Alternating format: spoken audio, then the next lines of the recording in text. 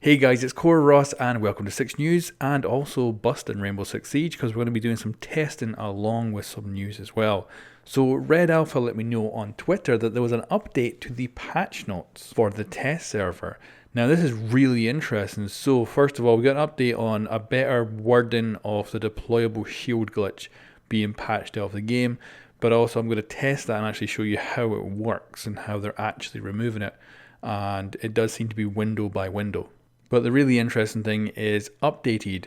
Glaz's sniper rifle bullets can no longer penetrate castle barricades. Glaz will not be able to destroy barricades with his sniper rifle. So this is interesting. Of course, this is not what they had in the original patch notes. The original patch notes said it was going back to the way it was, where you could shoot through it and destroy it. But those patch notes have been updated. However, if you actually boot up the test server, it's just as it is in the live game right now. You can shoot through it, but it will not destroy the castle barricade. So this has not been implemented yet. So obviously we'll need an test server patch to implement that in the future, and then we can actually test and see how it works. But yeah, a really good buff for castle. I am wondering why it's gone back and forward and why it's not implemented currently in the test server. I don't know if that's just some bad communication, they messed something up or what. But yeah, it currently isn't implemented. But yeah, apparently he will not be able to shoot through and he will not be able to destroy. Now let's move on to my testing for the removal of the shield glitch, stopping you from vaulting in. So of course deployable cover is supposed to be cover. It's not supposed to actually hinder the attackers. But as you see here, this is how it's working in the test server, and it's definitely being done window by window, and it just simply doesn't allow you to place it in front of the window. You can still get the prompt where you're going to place it, however it then pushes your character back or forward and places it away from the window far enough that you can't get in. I tried my best to get around this system.